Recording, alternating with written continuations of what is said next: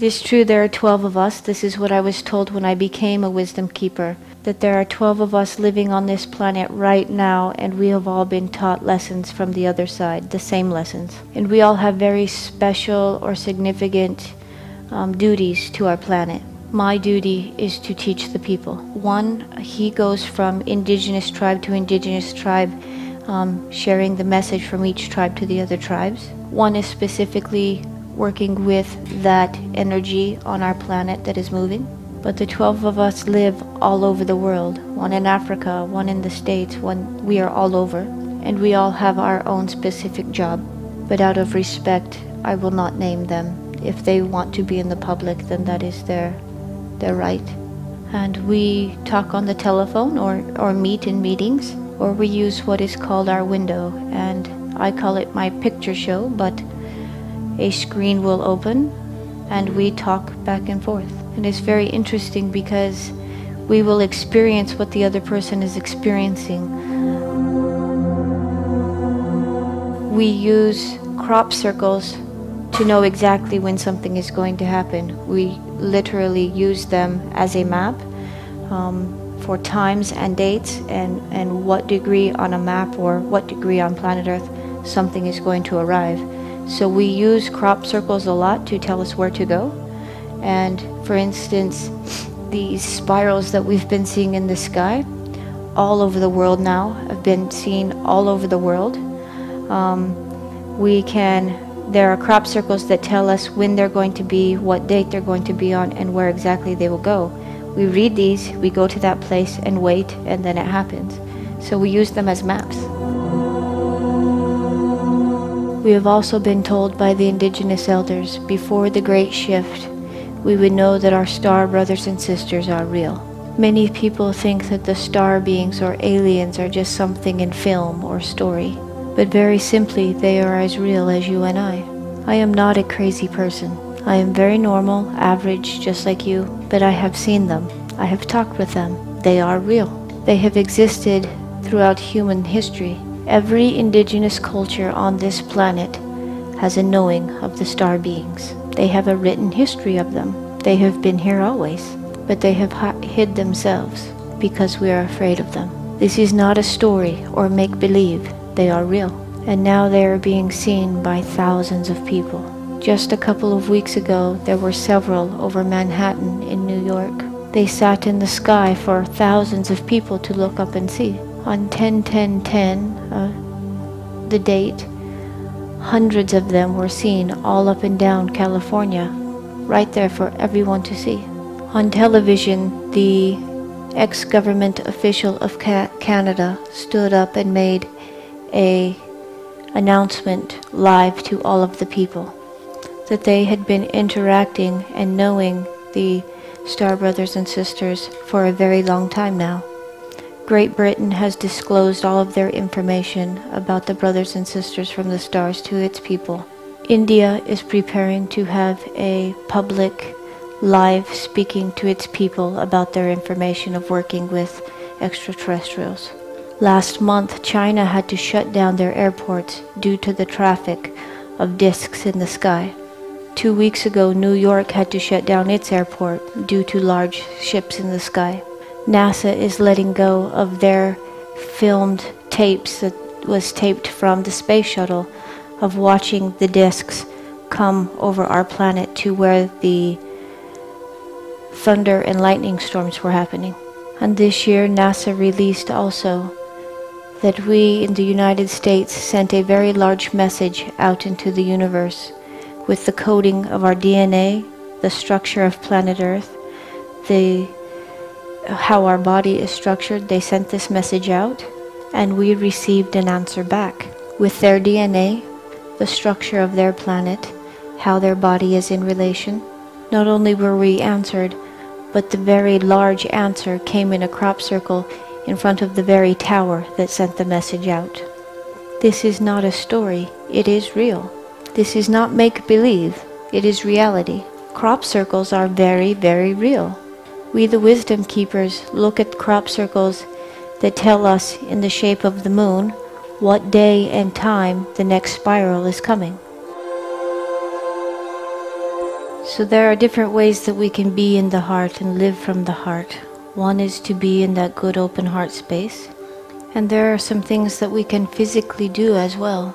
We have taken and used crystals for a very long time, and now it is time to give back. Crystals are very, very powerful.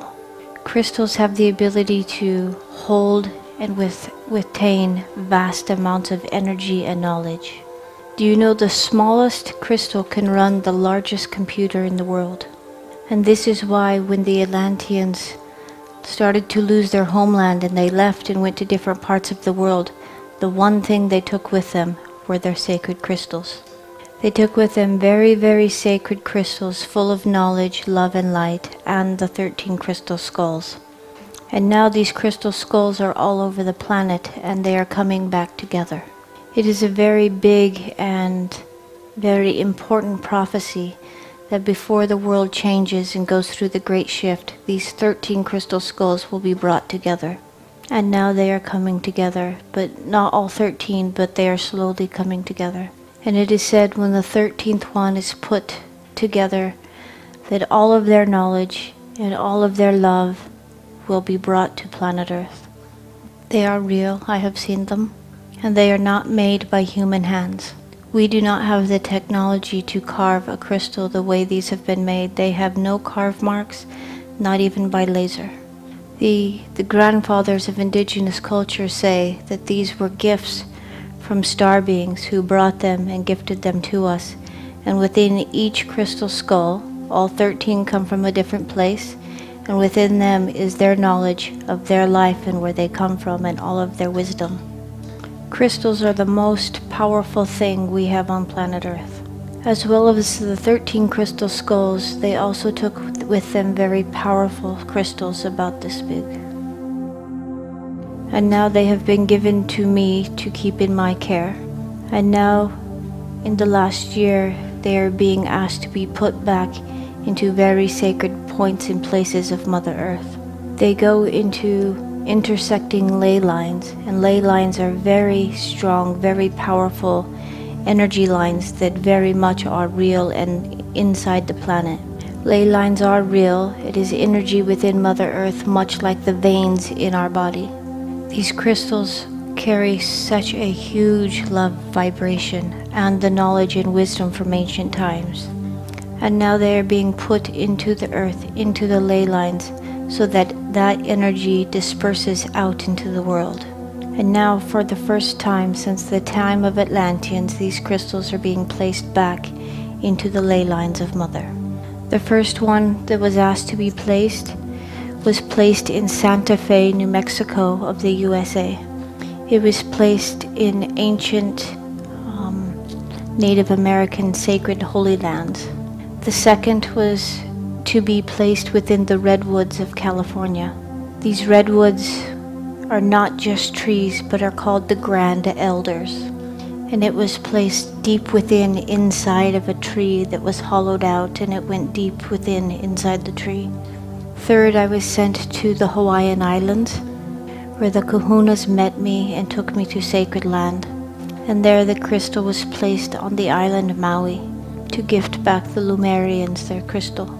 And then I was called to go to the north, and I brought with me the sacred crystal which was placed inside the earth of Sweden. And after this journey is over, I go to New Zealand with a beautiful sacred crystal, and there the Wataha people, the ancient Lumerians, will meet me, and we will go to the sacred lands, and their land will be blessed with their sacred crystal. As these crystals go into the earth, they link with one another inside the ley lines, and their love and their knowledge go out into Mother Earth and up through our feet into our body. Many, many beautiful prophecies are coming true. And now on planet Earth we are receiving beautiful, huge amounts of energy that are coming. And little by little we are starting to digest and learn how to live with more energy. One of the most powerful things we can do, and I've began and already started to teach this, is to give your healing prayers and your love to Mother Earth inside the crystal, and then put it in wild or natural waters. Water carries energy very, very quickly. and our waters need to be healed very much. There is something very special about water. For what you put into water, then the water evaporates and goes to our air, and then it falls as rain back to the planet. So all of the blessings and prayers that you place into this crystal and then put in the water goes back up into our atmosphere, into our air, and falls back and washes to the planet. So not only does your prayers go into the water, but it goes up into the air and then falls down on all of the plants, on the animals, on the flowers, on the soil, onto us. So this is very, very important. When you pray to your crystals, do it with all of your heart's intention, because it makes a huge difference on our planet. It is something that each and every one of us as individuals can do, and it is so powerful. This is how you, as a single individual, can literally change your world. So those of us with crystals, let us be aware that we can do this, and let's go outside and do it. Our animals here on this planet have a soul, and animals are always speaking to us. It is only us that has shut the door on speaking or listening to them. They do not speak with words, they speak through emotion and feeling. Animals feel everything, and if you listen to them, you will feel how they are feeling. When you are in a big, wonderful, loving state and you are open and you are loving, it is amazing how often animals will come right up to you. Because they feel your kindness and your love, they are no longer afraid. Anyone that knows me loves to go for a walk with me because the animals are always coming. In California, when we did the redwoods crystal ceremony, we had to walk through the forest. And very soon a whole herd of elk came and surrounded me. And all the other people were like, oh my goodness, oh my goodness. In Arizona, before I came on this trip, we sat outside and prepared to talk, and wild bobcats came running and sat with us. The animals love us. If you open your heart, they do not fear you. They wish to interact. Animals have been my best friends since I was very, very small. When I lived in the forest alone since about 8 years old till about 12 years old, animals are who took care of me. A little fox used to come and bring me food, and my best friend was a great horned owl. When I would run away from home after something bad would happen, I would run to the wilderness, and he would always be up ahead, flying with me. And he would always bring me mice to eat. And so I would pretend to eat it. And then sneak it under the log. And one day I was at home and I went out to be with the horses, and I heard a big whoosh noise, and I turned around and he flew right into my chest, and I held him and I felt his last 2 heartbeats, and he died there in my chest. And when I went to remove him, his talon was stuck in my heart, and so I carry him around with me always. Animals love us very much. All we have to do is open our hearts to them. There are some very, very special animals living on our planet. There are 3 animals that live on our planet that hold more love and light energy than any human being. Dolphins, whales, and elephants. They are so wise and so beautiful and so full of love. It is true, their energy is higher than humanity's, and they are keeping a high vibration on our planet. And when they die, that energy dies. That is why it is so tragic when the whales die, or when an elephant is killed. They are so sacred. The grandfathers are teaching us one thing that is very important: know how to grow a garden. They are not telling us to store food or prepare for a huge disaster, but they are teaching us that in the future we will break off from our big cities into smaller communities, and we will take care of ourselves and each other. We are all being asked to know how to grow a garden and a way to catch water. Great Spirit is not a man and is not a woman, but Great Spirit is all-knowing. It is all energy. It is all life and all love. And this is our Great Father. In the past, religion has taught us it was a man because men had the power. Men were what were in charge. And so of course God had to be a man. But God does not have a body. God is not male or female. That's why I personally choose to say Great Spirit. And this is what all indigenous cultures call it, Great Spirit. For too long, the masculine and the feminine energies have been out of balance. And now it is time we must bring them both up, equal, strong, and lovely.